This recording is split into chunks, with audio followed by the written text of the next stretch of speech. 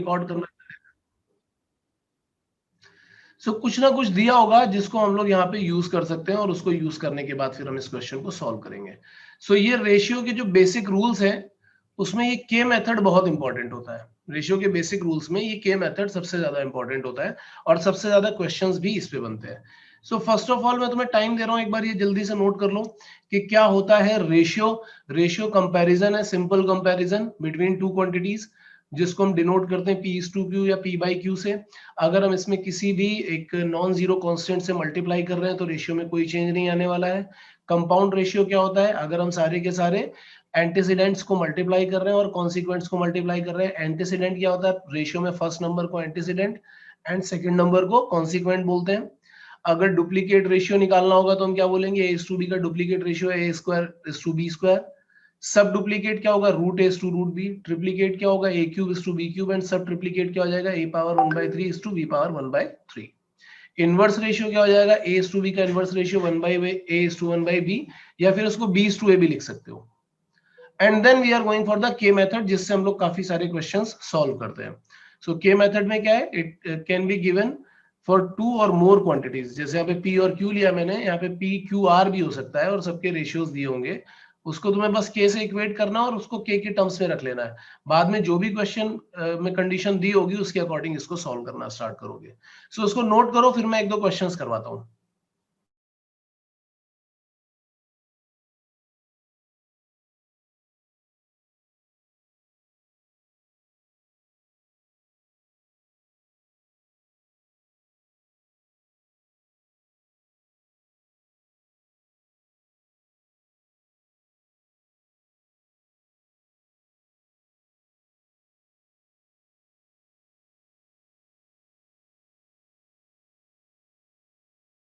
Sir note कर लिया। Done sir.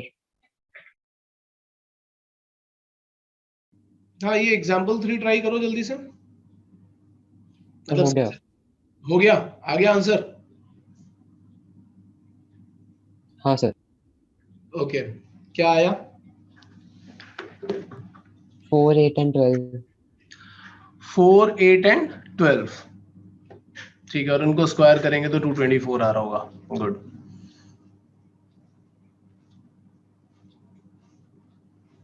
Question simple सा ही था यार।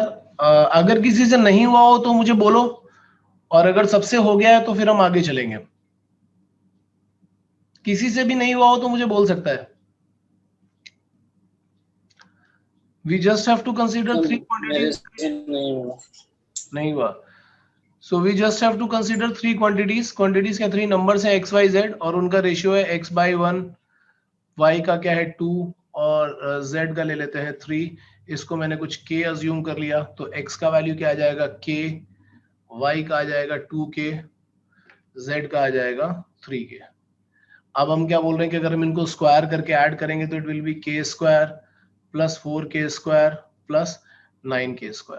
वैल्यू क्या आ रहा है 224। सो यहाँ पे कितना हो जाएगा 14k² इक्वल टू 224। अब इसको सॉल्व कर लो, तो k² अगर तुम निकालोगे 14 से इसको डिवाइड कर दो, सो 16 आ गया। k कैन बी प्लस और -4 दोनों भी हो सकते हैं। हम लोग चलो पॉजिटिव नंबर्स निकालने जा रहे हैं, नहीं तो हम +-4 दोनों भी ले सकते हैं। अगर तुम +4 डाल के नंबर लोगे सो तुम्हें +4 से क्या मिल रहा होगा 4, 8 एंड 12। -4 डाल के लोगे तो इट विल बी -4, -8 एंड -12। ये तीनों नंबर भी हो सकते हैं जिनका स्क्वायर 224 आ रहा होगा, मतलब ऐड करने के बाद। Is it clear? Yes sir. एक क्वेश्चन ऐसा है जो तुम लोग बहुत देखते होगे, ये स्टैंडर्ड पे वो क्वेश्चन क्या है, वो क्वेश्चन जरा देखते हैं। स्टैंडर्ड पहले समझ लेते हैं, बाद में क्वेश्चन पे जाएंगे। स्टैंडर्ड बोल रहा है वो कि if the ratio between first and second, जैसे मैंने ऐसा ले लिया कि यहाँ पे है हमारे पास एक क्वांटिटी P, यहाँ पे है Q और यहाँ पे है एक R। ठीक है, ये 3 quantities are there. Ratio between first and second is A/B, ये है। And ratio between second and third is C/D, ऐसा रेशियो बनाया उसने। सो वो बोल रहा है कि अब अगर हमें तीनों का रेशियो निकालना होगा, first is to second is to third, तो वो कैसे बनता है, उसको बनाने का ट्रिक क्या होता है कि एक तो ये यहाँ पे B और यहाँ पे C दिख रहा है, केवल Q है जो दोनों को कंपेयर करेगा एक दूसरे के साथ में, बट Q का यहाँ पे रेशियो है B और यहाँ पे C। तो मैं क्या कर रहा हूं कि अगर मुझे प्रॉपर कंपैरिजन चाहिए तो Q अगर दोनों के लिए सेम हो जाए तो सब कुछ ठीक हो जाएगा। अब Q दोनों के लिए सेम कैसे हो सकता है, अगर मैं फर्स्ट वाले रेशियो में C से मल्टीप्लाई कर दूं और सेकंड वाले रेशियो में B से मल्टीप्लाई कर दूं, तो देखो Q कैसा हो गया, दोनों के लिए सेम हो गया ना, यहाँ पे B और BC और यहाँ पे भी BC। तो फर्स्ट वाले को C से और सेकंड वाले को B से मल्टीप्लाई किया मैंने, ठीक है। तो अब रेशियो देखोगे तो क्या आएगा, CA/BC/DB, CA/BC/DB। मतलब बेसिक आइडिया क्या है, अगर हम इसको ध्यान से देखें तो बेसिक आइडिया क्या है कि अगर यहाँ पे A/B और यहाँ पे B/C ऐसा लिखा हुआ है, सॉरी C/D ऐसा लिखा हुआ है, तो तुम्हें क्या करना होता है, तुम्हें C को यहां और यहां मल्टीप्लाई करना है और B को यहां मल्टीप्लाई करना है, मतलब B को यहां और यहां मल्टीप्लाई करना है। बेसिकली यहाँ CB बनेगा, यहाँ BC बन जाएगा, और यहाँ BD बनेगा और यहाँ पे AC बनेगा। और अब जो नया रेशियो आएगा हम उसी के बारे में बात कर रहे होंगे और उसी से हम इसको क्वेश्चन को कैलकुलेट करेंगे, क्योंकि जब मैंने यहाँ पे BC और यहाँ BC बना लिया तो ये CA/BC/DB ऐसा बनने लगेगा हमारे लिए। इज इट क्लियर और नॉट? ये वाले क्वेश्चंस तुम लोगों ने पहले देखे हैं या नहीं देखे हैं? हाँ सर, ये किया था पहले। गुड। सो एक बार इसको नोट कर लो, एक क्वेश्चन पे भी करेंगे हम लोग। अगर नहीं भी किया था तो भी मैंने एक्सप्लेन कर दिया कि तुम्हें क्या ट्रिक यूज करनी है वहां पे। सो इसको नोट करो, फिर हम लोग कुछ क्वेश्चंस करेंगे एंड देन आगे चलते हैं।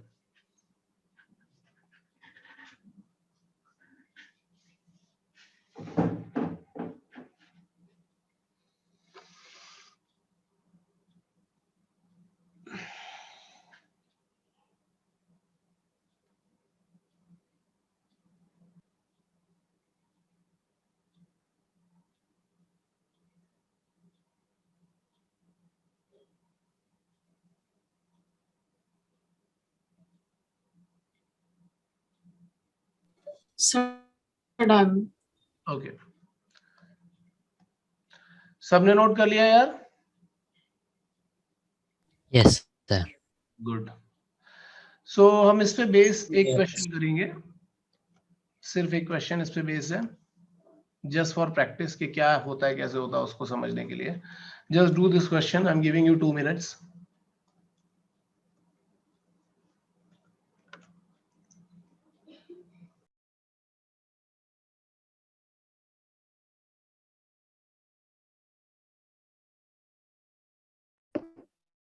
Sir done.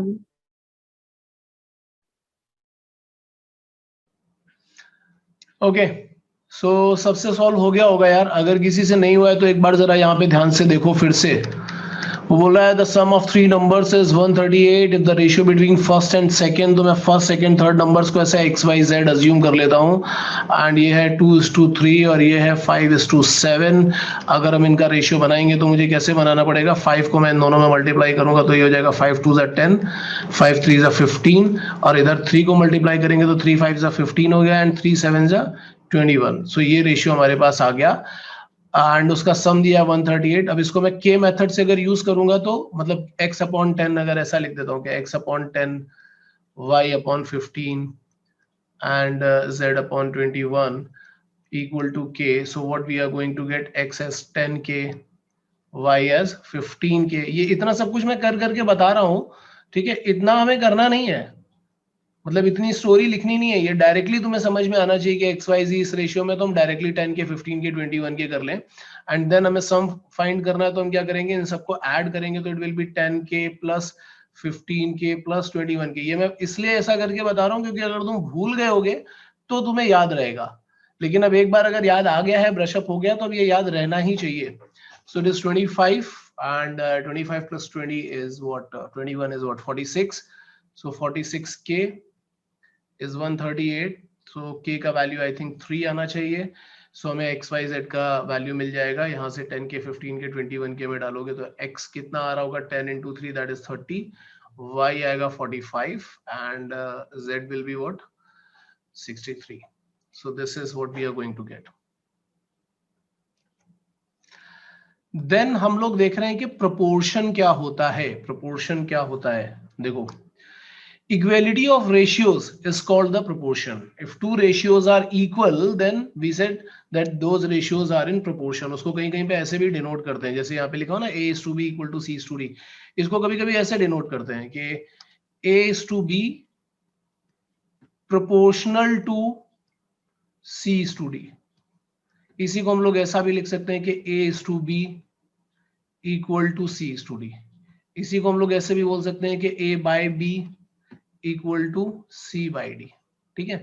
अब यहाँ पे जो प्रोपोर्शनलिटी में हमें जो ये चीज, ये नंबर्स दिख रहे हैं ना, ए और डी, जो सबसे बाहर की तरफ है, इनको हम क्या बोलते हैं? एक्सट्रीम्स. तो एक्सट्रीम्स क्या होंगे? जो एक्सट्रीम पोजीशन पे उनको हम एक्सट्रीम्स बोलते हैं. एक्सट्रीम्स क्या है? A and D. और इनमें जो बीच में नंबर होते हैं उनको हम बोलते हैं means.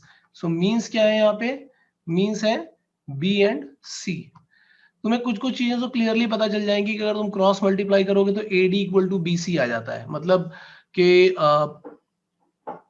Product of extreme equal to product of means.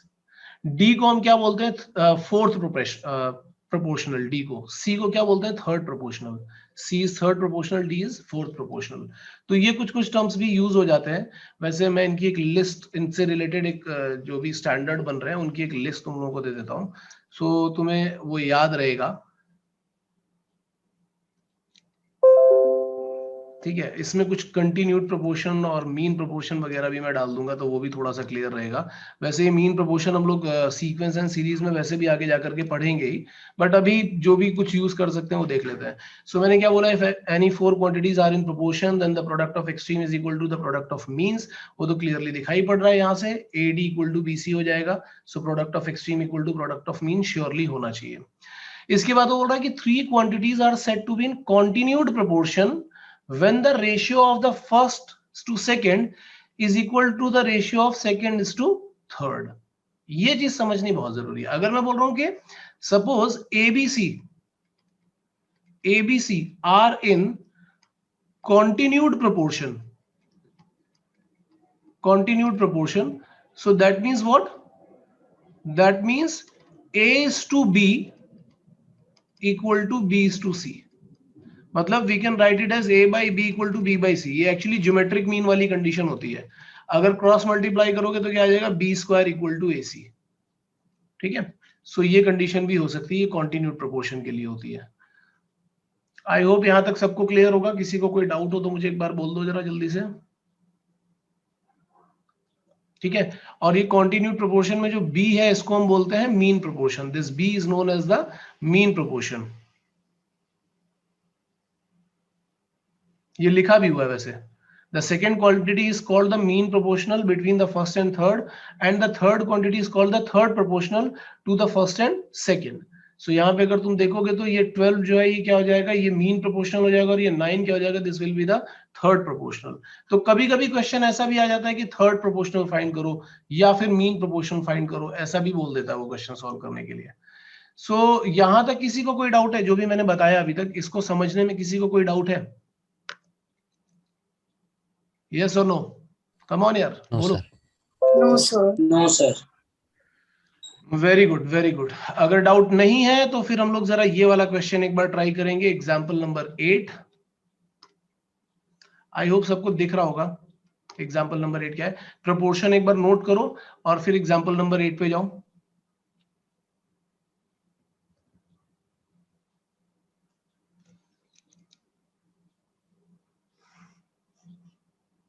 ये सब बिल्कुल सीधे सीधे से क्वेश्चन है यार, जिनमें अपने को ज्यादा दिमाग लगाना ही नहीं है. बस वैल्यू दी होगी, उसके अकॉर्डिंग हमें काम करना होगा. आगे मैं कुछ पॉइंट्स बताऊंगा जो बहुत ज्यादा यूजफुल होंगे, जिनको याद रखना बहुत ही ज्यादा जरूरी है. वो पॉइंट्स बस याद रखना, क्योंकि उनपे काफी अच्छे क्वेश्चंस बनते हैं, उनका बहुत यूज होता है.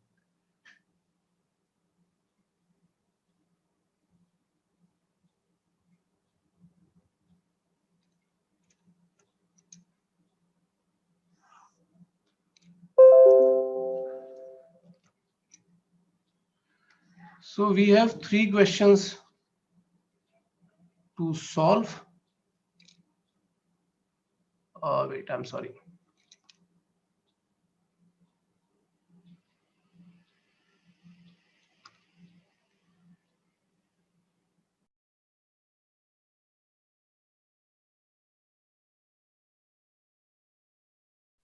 Done, sir. Done, sir. Okay, किसी क्वेश्चन में डाउट है तो मुझे एक बार बोलो.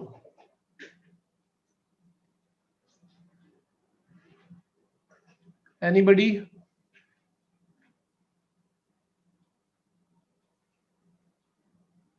Sir, yes.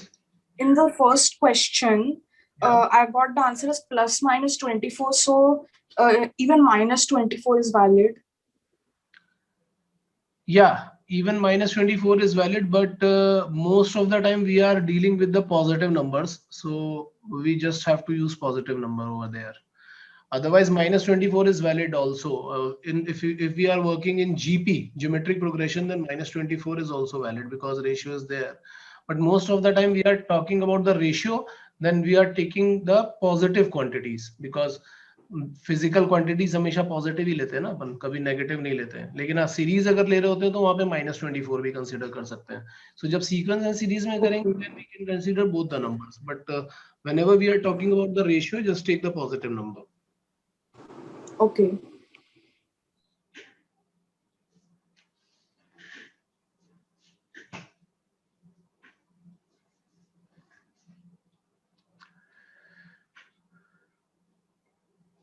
ओके, किसी को कोई डाउट है इन क्वेश्चंस में यार? जल्दी मुझे बोलो. डाउट नहीं है तो फिर आगे चलते हैं.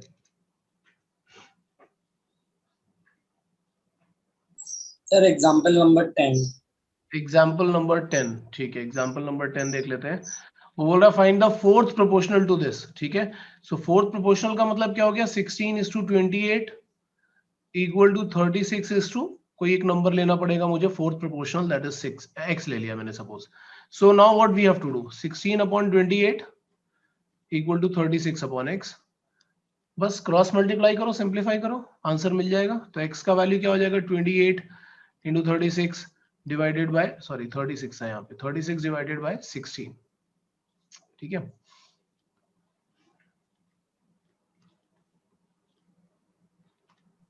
Okay sir. ठीक है. अब देखो यार, हम लोग प्रोपोर्शनैलिटी में ही कुछ और पॉइंट्स पढ़ेंगे. ठीक है, कुछ थ्योरम्स हैं उनको देखने वाले हैं. तो वो थ्योरम्स कैसे, बहुत इंपॉर्टेंट है यार ये थ्योरम, सारे के सारे ध्यान से देखना. ठीक है.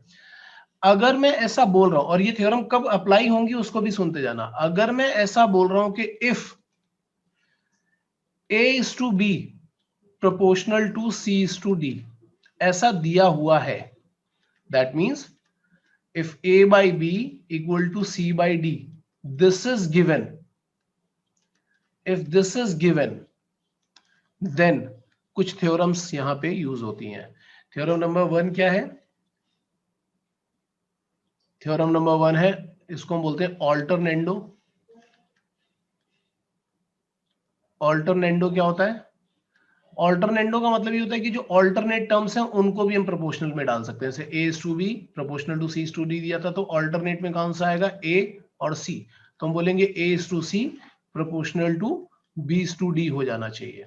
ठीक है, that is not a big deal. अगर तुम इसको इसमें लाओगे, फ्रैक्शन में लेकर के आओगे, तो it will be a by c equal to b by d हो जाना चाहिए. और वो हमें यहाँ से क्लियरली दिख भी रहा है कि अगर हम c और b को इंटरचेंज कर दे तो हाँ यार, ये ऑल्टरनेट टर्म्स का रेशियो भी सेम आने लगेगा. So first one is alternando. Second one is invertendo. Invertendo.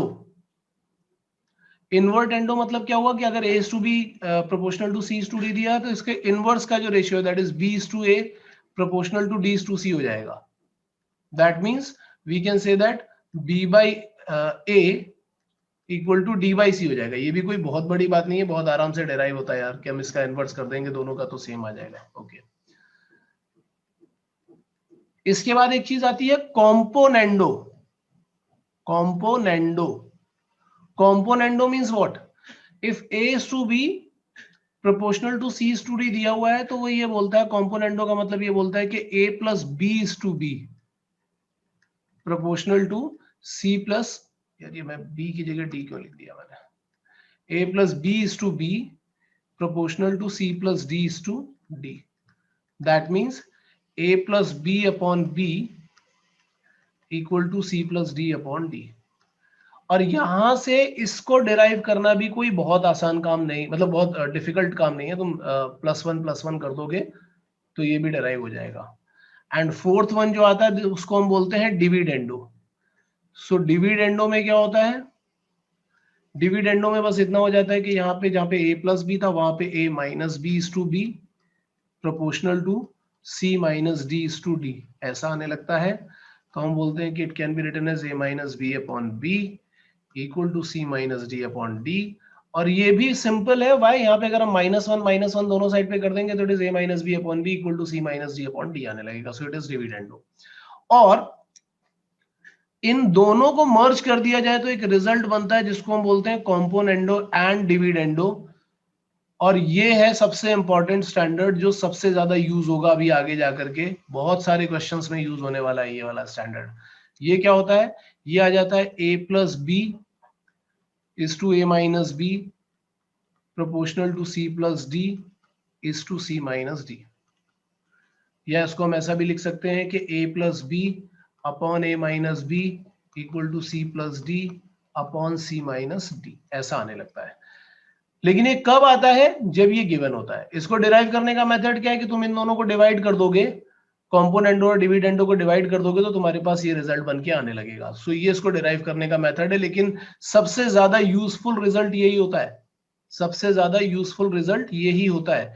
सो अब ये सारे रिजल्ट यूज कर लो, और हम क्वेश्चंस में कॉम्पोनेंडो एंड डिविडेंडो ही सबसे ज्यादा यूज करेंगे। मैं बार बार बोल रहा हूं, तो आगे जितनी बार भी मैं बोलूंगा कॉम्पोनेंडो एंड डिविडेंडो तो तुम्हें पता होना चाहिए कि हम किसकी बात कर रहे हैं, कुछ और सोचना मत शुरू कर देना वहां पे।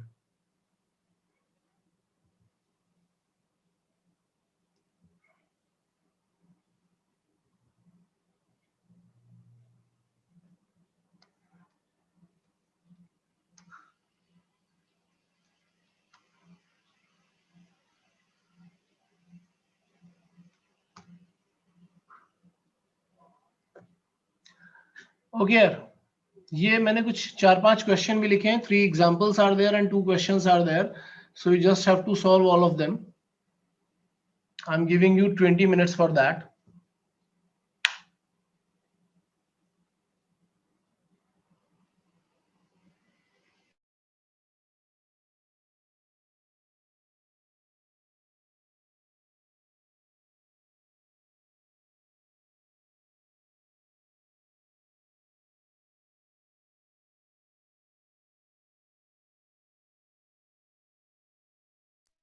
Done, sir.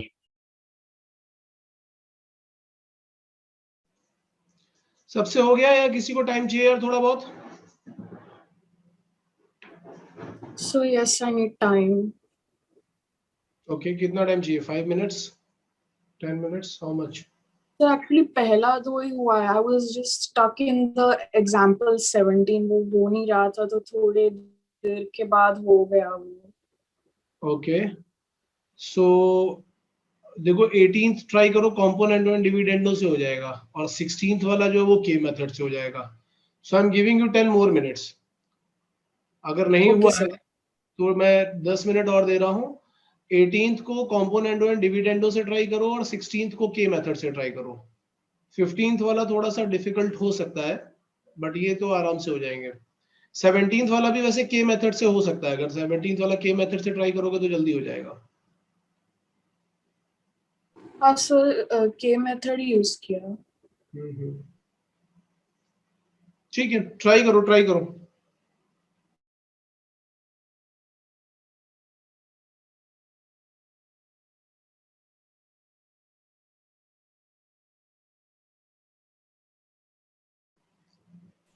आई होप सबने अब तक ट्राई तो कर लिया होगा यार, ये जितने भी क्वेश्चंस हैं। हाँ सर, वो लास्ट के दो में डाउट आ रहा है. ठीक है, एग्जाम्पल 16, 17, 18 में किसी को कोई डाउट है यार तो बोलो मुझे एक बार।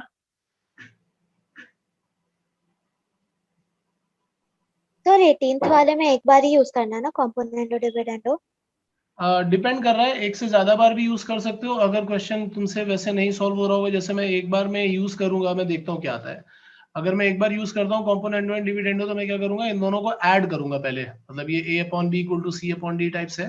तो अगर मैं ऐड करूंगा तो न्यूमरेटर में क्या आने वाला है, 6x पावर 4 एक्स स्क्वायर वाला टर्म कैंसिल हो जाएगा, 2x वाला टर्म कैंसिल हो जाएगा और 3 वाला टर्म, बाकी सारे टर्म कैंसिल हो जाएंगे। और डिनोमिनेटर में क्या रहा होगा, डिनोमिनेटर में आ जाएगा 2 times x square minus 4x minus 6, ऐसा आ जाएगा। और इधर हम करेंगे तो इधर ऐड करोगे तो क्या होगा, यहाँ पे आ जाएगा 10 times x power 4 and denominator में क्या आएगा, डिनोमिनेटर में आ जाएगा 4x स्क्वायर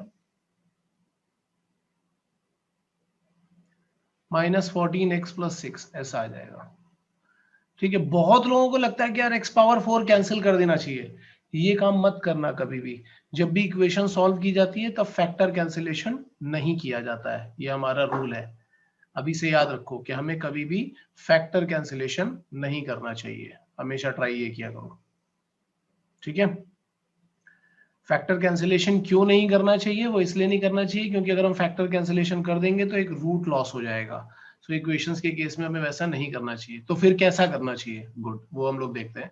क्रॉस मल्टीप्लाई कर लो, क्रॉस मल्टीप्लाई करोगे, देखो कुछ टर्म तो वैसे भी कैंसिल होने वाले हैं, जब कुछ फैक्टर कैंसिल हो जाए, लाइक 2 3 6, 2 5 10, ये तो वैसे ही कैंसिल हो गया। क्रॉस मल्टीप्लाई करोगे तो तुम्हें क्या मिल रहा होगा, 3x पावर 4, इसमें से अगर हम 2 कॉमन निकाल लेंगे तो हमें क्या मिल रहा होगा, it is 2 times x square minus 7x plus 3, एक तो ये मिल गया।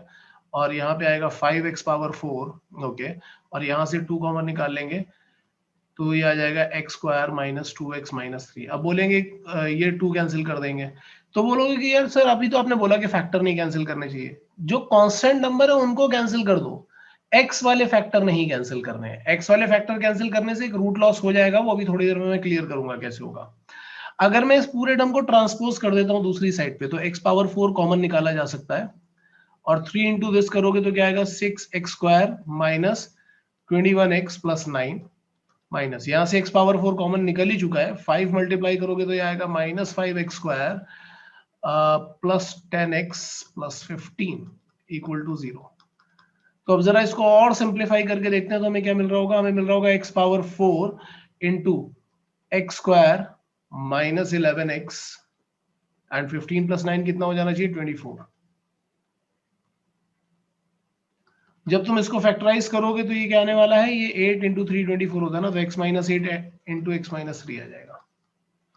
अब हम क्या बोलेंगे, हम एक एक फैक्टर को 0 से इक्वेट करेंगे। हम बोलेंगे इधर दिस इक्वल टू 0, तो हमें मिलेगा x इक्वल टू 0, और दिस इक्वल टू 0 8, और दिस इक्वल टू 0 3।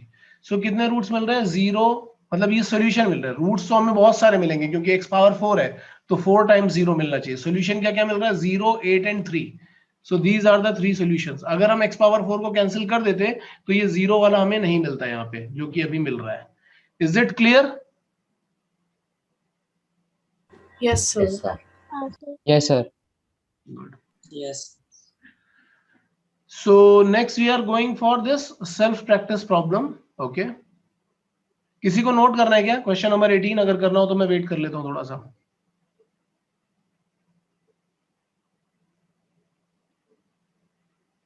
ओके, किसी को नहीं करना। गुड। सो अब जरा सेल्फ प्रैक्टिस प्रॉब्लम्स देख लेते हैं। मैंने यहाँ पे इसको पेस्ट कर दिया यार। Question number 15। क्वेश्चन नंबर 15 में क्या बोल रहा है, देखो ये जो टर्म है ना, ये डिराइव करना है, ये वाला टर्म डिराइव करना थोड़ा सा डिफिकल्ट है। अगर तुम उल्टा जाकर के डिराइव करोगे तब तो इजीली हो जाएगा, लेकिन यहां से यहां आना ये थोड़ा डिफिकल्ट होता है। अब बात ये कि सर लेकिन करना तो पड़ेगा। एक तो मेथड ये है कि x by a equal to y by B equal to z by c equal to k रखें, और फिर x वाई जेड का value k b k c वैसे रख के डिराइव कर ले। उल्टा डिराइव करोगे आराम से हो जाएगा। ये क्वेश्चन एक्चुअल में किसका क्वेश्चन है, ये बहुत पहले आरएमओ में पूछा गया था, बहुत पहले। सो मैंने उसको यहाँ पे इसलिए डाल दिया है क्योंकि कभी सपोज करो काफी कॉम्प्लिकेटेड सा क्वेश्चन जेई में बन के आ गया इससे रिलेटेड है, कभी कभी सीरीज वाला बन के आ जाता है ऐसा क्वेश्चन, तो तुम इसको स्टैंडर्ड की तरह यूज कर पाओगे। तो मैं कौन सा वाला मेथड बताऊं, लेंथी मेथड बताऊं या शॉर्टकट मेथड बताऊं? So shortcut. शॉर्टकट देखो ये है, शॉर्टकट में तुम्हें जस्ट रिवर्स करना पड़ेगा, मैं दोनों ही बता दूंगा। चलो शॉर्टकट में क्या है कि तुम यहां से स्टार्ट करो, तुम कंसीडर कर लोगे ये ट्रू है, तो तुम क्या बोलोगे कि x by a equal to y by B equal to z by c equal to हमने ले लिया k, ऐसा ले लिया। सो तुम्हें क्या मिलेगा, x इक्वल टू ए के, वाई इक्वल टू बी के, एंड z इक्वल टू सी के, ये मिल गया। अब तुम जरा लेफ्ट हैंड साइड को देखो कि क्या आने वाला है। अगर मैं ये सब्स्टिट्यूट करता हूं तो लेफ्ट हैंड साइड में क्या दिख रहा है, हमें दिख रहा था a square plus b square plus c square into x की जगह पर क्या आ जाएगा a k, that means a square k square, y की जगह पर b के सब्स्टिट्यूट करोगे तो it is b square plus k square and c square k square, not plus. इन तीनों में से के स्क्वायर हम कॉमन निकाल सकते हैं, so we are taking k square common, तो हमें क्या मिलेगा a square plus b square plus c square into a square plus b square plus c square, that is the whole square. ये हो गया लेफ्ट हैंड साइड। नाउ हम देखेंगे right hand side. So right hand side को देखोगे तो क्या दिख रहा है वहां पे a into x, so a into x की जगह पर क्या आएगा a k, plus b into y, y की जगह पर आएगा b k, plus c into z, z की जगह पर आएगा c के, और यहाँ पे लिखा हुआ है होल स्क्वायर। अगर इस ब्रैकेट के अंदर से k को बाहर निकाल दिया जाए तो वो k स्क्वायर बाहर आ जाएगा और अंदर क्या आ रहा होगा a square plus b square plus c square whole square. So LHS equal to RHS मिल गया बाय यूजिंग दिस कंडीशन। लेकिन अगर कोई सब्जेक्टिव एग्जाम होगा तो वहां पे ये मेथड काम नहीं करता है, इसमें आपको मार्क्स नहीं मिलने वाले। मतलब अगर कभी कोई RMO का प्लान बनाने लगेगा तो उसके लिए एक प्रॉपर मेथड जो होता है वो क्या होता है कि हम लेफ्ट हैंड, मतलब यहां से जो गिवन कंडीशन है वहां से स्टार्ट करें और फिर हम यहां तक पहुंचे, ठीक है। तो अगर तुम गिवन कंडीशन से स्टार्ट करोगे तो तुम्हें क्या करना पड़ेगा, इन सारे टर्म्स को मल्टीप्लाई करना पड़ेगा। एक्चुअली सारे टर्म्स को मल्टीप्लाई करना पड़ेगा। जैसे हम a स्क्वायर को मल्टीप्लाई करेंगे तो हमें मिलेगा a square x square plus a square y square plus a square z square, ठीक है। फिर ऐसे b स्क्वायर को मल्टीप्लाई करना पड़ेगा तो it will be b square x square plus b square y square plus b square z square. देखो ये जेई में कभी नहीं आने वाला है सब्जेक्टिव क्वेश्चन, बट ये कंडीशन जेई में बहुत बार यूज होती है, ये मैं बता रहा हूं। इस कंडीशन को अपनी फॉर्मूला बुक अगर तुम बना रहे हो तो, अगर नहीं बना रहे हो तो बनाना शुरू कर दो।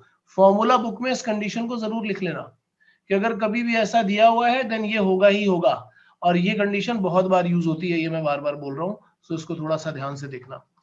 डिराइव तो मैं इसको यहां से भी कर दूंगा, दूसरे वाले मेथड से भी कर दूंगा और बहुत आराम से डिराइव हो जाएगा। मैंने क्या किया, लेफ्ट हैंड साइड को पूरा मल्टीप्लाई करके ओपन करके लिख दिया। पहले मैंने a स्क्वायर को तीनों से मल्टीप्लाई किया, देन b स्क्वायर को, देन c स्क्वायर को, और दूसरी साइड पे मैं होल स्क्वायर ओपन कर रहा हूं।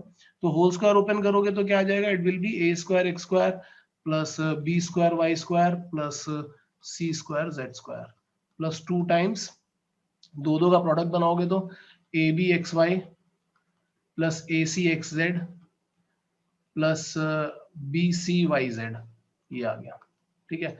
इनमें से हम देखेंगे तो काफी सारे टर्म्स कैंसिल आउट हो रहे हैं। कौन से कैंसिल आउट हो रहे हैं, ये कैंसिल आउट हो रहा है, फिर बी स्क्वायर वाई स्क्वायर वाला कैंसिल आउट हो रहा है, फिर सी स्क्वायर जेड स्क्वायर वाला कैंसिल आउट हो रहा है, ये हो गया, ठीक है।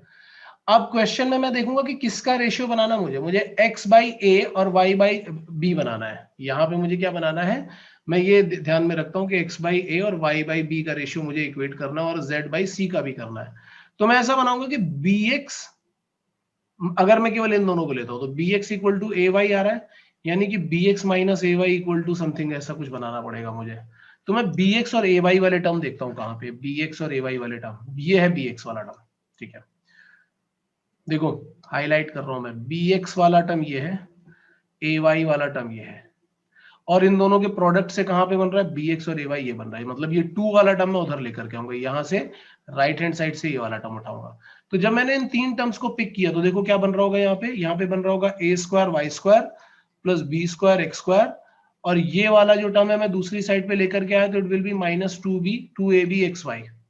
एक तो ये बन गया, ठीक है। अब मैं देखता हूं दूसरे वाले टर्म्स, सर्कल कर दूंगा उनको, वाई सी और जेड बी। वाई सी और जेड बी कहां पे बन रहा है, देखते हैं, वाई सी और जेड बी तो ये बन रहा है, वाई सी कहां बन रहा है, ये बन रहा है, और यहाँ पे वाई सी जेड बी कहां पे दिख रहा है, वाई सी जेड बी ये दिख रहा है, ये वाला टर्म, ठीक है।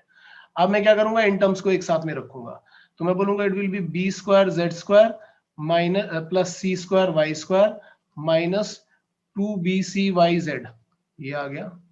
और रिमेनिंग टर्म्स जो बचे इनको अलग ब्रैकेट में डाल दो, that is a square z square plus c square x square minus 2ac x z, ये तीन यहाँ पे आ गए, इक्वल टू 0 बना दिया मैंने। नाउ मैं क्या बोलूंगा, this is the perfect square. किसका परफेक्ट स्क्वायर है, ये है A Y minus B X whole square. दूसरा वाला किसका है, B Z minus C Y whole square, और तीसरा वाला किसका है, A Z minus C X whole square equal to 0। सोचने की बात यह है कि तीनों के तीनों परफेक्ट स्क्वायर है, ये भी कैसा होता है ग्रेटर देन इक्वल टू 0, ये भी कैसा होता है ग्रेटर देन इक्वल टू 0, और ये भी कैसा होता है ग्रेटर देन इक्वल टू 0। लेकिन मैं बोल रहा हूं कि इन तीनों का सम जो है दैट इज इक्वल टू 0। निर्मित, तू अपने घर का विंडो मुझे क्यों दिखा रहा है यार, वहां पे मैं क्या देखूंगा? हाँ गुड, अपने आप को दिखा, वो चलता है। सो ये क्या आ रहे हैं, तीन नॉन नेगेटिव टर्म आ रहे हैं, और मैं क्या बोल रहा हूं कि तीन नॉन नेगेटिव टर्म्स का सम 0 है। सो हम क्या बोलेंगे कि इट इज पॉसिबल, पॉसिबल तो हो सकता है, अगर इनमें से कोई भी पॉजिटिव हो गया तो पॉसिबल नहीं है। It is possible when all the three terms are 0, मतलब ay माइनस bx भी 0 हो, bz माइनस cy भी 0 हो, एंड az माइनस cx भी 0, ये तभी पॉसिबल हो सकता है। अब जब तुम इसको 0 से इक्वेट करोगे पहले वाले को, ay माइनस bx को, तो तुम्हें क्या मिलेगा, ay इक्वल टू bx। अगर फर्स्ट वाले को 0 से इक्वेट करोगे that means x upon a equal to y upon b। और फिर जब दूसरे वाले को 0 करोगे तो आ जाएगा bz equal to cy, that means y upon b equal to z upon c। हो गया प्रूफ, यही तो प्रूफ करना था। अभी क्वेश्चन देखने में थोड़ा लेंदी जरूर था, क्वेश्चन देखने में लेंदी जरूर था, लेकिन बहुत इंपॉर्टेंट क्वेश्चन है। और कैसे हो रहा है दोनों तरह से मैंने बता दिया, यहां से भी बता दिया और इसको मल्टीप्लाई करके ओपन करके भी मैंने बता दिया। सो ऐसी ट्रिक्स तुमको आनी चाहिए, अगर तुम जेई के लिए प्रिपेयर कर रहे हो तो ये ट्रिक्स तुम्हें पता होनी चाहिए, ठीक है। और मुझे लगता है कि तुम सबका आईक्यू लेवल इतना है कि तुम्हें ये सारी चीजें आराम से समझ में आ जाएंगी। किसी को ऐसा तो नहीं हो रहा होगा कि समझ में नहीं आया, फर्स्ट टाइम करने में डिफिकल्टी जरूर आती है, ये श्योर है।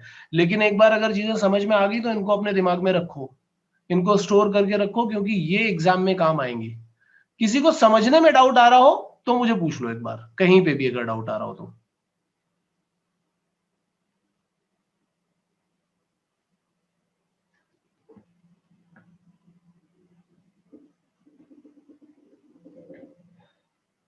यस, किसी को डाउट है?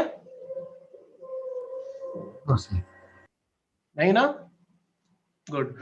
एक बार नोट करो इस क्वेश्चन को, फिर हम लोग आगे चलेंगे। दोनों मेथड मैंने बता दिए हैं, और मैं बोल रहा हूं कि मेथड तुम्हें एक बार नहीं भी याद रहेगा तो कोई बड़ी प्रॉब्लम नहीं है, लेकिन ये क्वेश्चन को स्टैंडर्ड की तरह याद रखो, क्योंकि जेई में कई बार ये स्टैंडर्ड यूज होता है।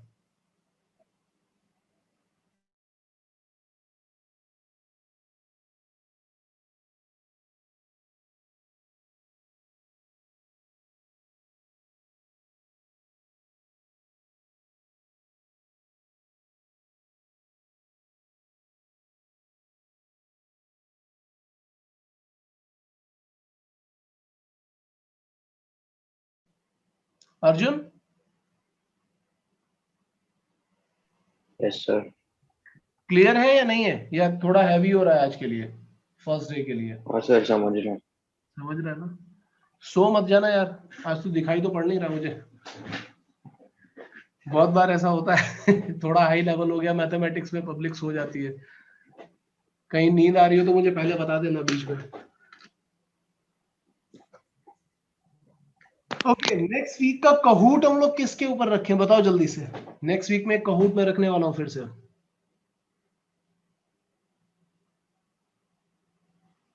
निर्मित, सर यही रेशियो प्रोपोर्शन पे। रेशियो प्रपोर्शन पे या बेसिक्स में जितना भी पढ़ाया उस पे, सब पे? Sir just ratio proportion. Just ratio proportion. अच्छा एक काम करते हैं, complex number plus ratio proportion.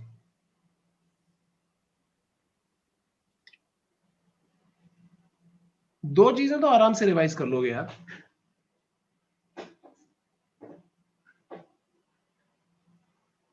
Okay sir. Good, that's the spirit. Note करो, फिर आगे चलते हैं। Sir done.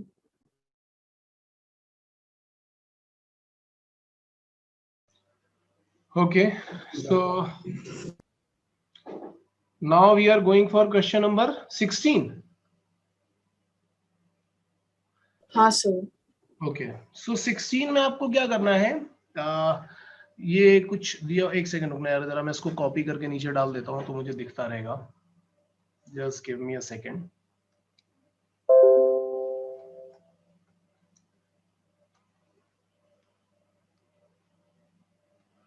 So this is question number 16. Now we are going to do this. देखो ये क्वेश्चन उतना डिफिकल्ट नहीं है. एक्चुअली क्या होता है, कभी कभी जब हम कई सारे डिफिकल्ट क्वेश्चन कर रहे होते हैं ना, तो हमें इजी क्वेश्चन भी डिफिकल्ट दिखने लगता है. अगर हमसे 3-4 क्वेश्चन हो, ये एग्जाम में भी होता है. अगर तुम लोगों के साथ अभी तक कभी एग्जाम में नहीं हुआ होगा तो मैं पहले बता देता हूँ कि एग्जाम में भी होता है कि अगर हमें पहले से ही 3-4 क्वेश्चन बहुत डिफिकल्ट दिख जाए तो हमारे सामने जो इजी क्वेश्चन भी होता है हम उसको ये अज्यूम करने लगते हैं कि ये डिफिकल्ट है. जैसे ये वाला क्वेश्चन, इसमें तुम्हें क्या यूज करना है, के मेथड. सो ए का वैल्यू तुम्हें क्या मिल जाएगा, इट इज बी के.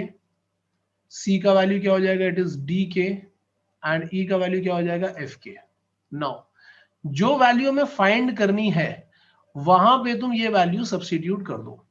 जो वैल्यू तुम्हें फाइंड करनी है वहां पे वैल्यू सब्स्टिट्यूट कर दो. मतलब ए के, और हमें ए और बी के टर्म्स में चाहिए ना, हमें सब कुछ चाहिए ए और बी के टर्म्स में.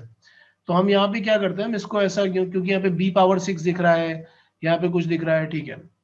हम एक काम करते हैं, जो डिनोमिनेटर में टर्म है बी डी और एफ, हम ऊपर भी बी डी और एफ के बनाएंगे, ठीक है.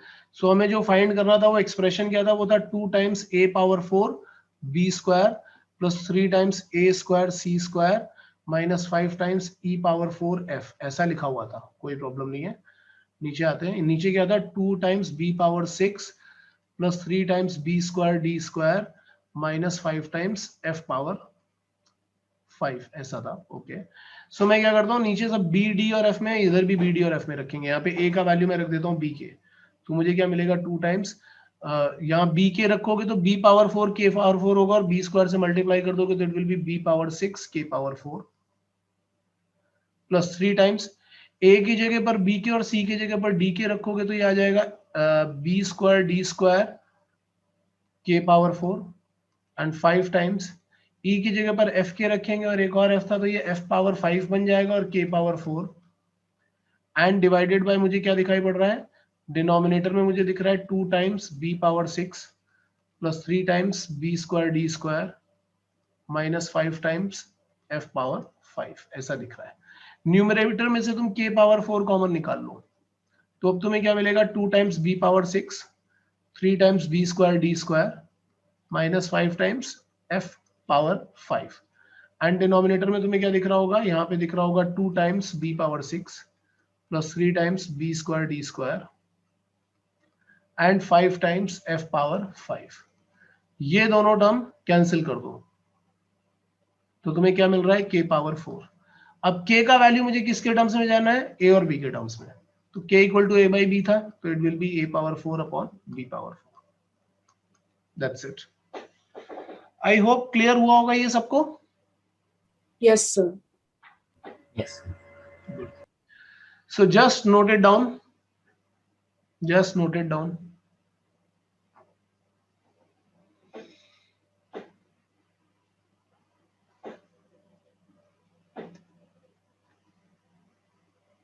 सर ये लास्ट में समझ में नहीं आया. क्या नहीं समझ में आया बताओ. K4 is equals to a raised to the power 4 upon b raised to power 4. a का वैल्यू क्या है, a बाई b है ना. हाँ हाँ. हाँ क्या, तो हो गया बस. k की जगह पर अगर तू a बाई b रखेगा और पावर 4 करेगा तो क्या आएगा,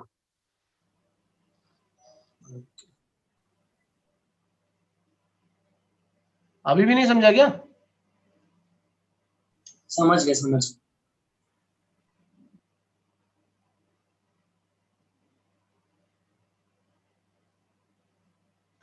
आई होप नोट कर लिया होगा यार सबने ये वाला question. Yes, sir. Good. Yes. ठीक है. सो आज के लिए इतना ही रख रहे हैं यार हम लोग, ठीक है. नेक्स्ट लेक्चर में मुझे बेसिक का 1-2 पार्ट और कवर कराना है, जैसे ट्रांसफॉर्मेशन ऑफ ग्राफ और एक है बेसिक डिटर्मिनेंट. ये 2 चीजें कवर करनी है. सो होपफुली अब लोग अब एक लेक्चर और लगाएंगे और बेसिक्स कंप्लीट कर लेंगे और आगे जाएंगे फिर उसके बाद. Okay. Yes, sir. Sir, quiz कब है? क्विज आज नहीं है, जो भी नेक्स्ट लेक्चर होगा उसमें ही होगा क्विज, आज नहीं होगा क्विज. Okay. ठीक है. जैसे नेक्स्ट लेक्चर होगा, नेक्स्ट लेक्चर के नेक्स्ट वीक के फर्स्ट लेक्चर में, वैसे मैं नेक्स्ट वीक में शायद ट्राई करूंगा कि 2-3 लेक्चर लग जाए तुम लोगों के. सो मतलब मोर देन 2 तो हो ही एटलीस्ट 3 और 4 लेक्चर्स जितने भी हो सकते हैं मैं ट्राई करूंगा. सो उसमें कम से कम 2 लेक्चर ऐसे होंगे जिसमें क्विज होगा. Okay. Okay Okay. Sir, doubt discussion अभी है ना? डाउट डिस्कशन, हाँ तुम्हारे बैच का डाउट डिस्कशन मैं अभी रख लेता हूँ. तो जिसको जिसको भी डाउट्स हैं ए वाले बैच में, वो वाले स्टूडेंट्स अभी रुक जाओ, और बाकी सब स्टूडेंट क्विट कर सकते हो इसमें से. Thank you, sir. ओके.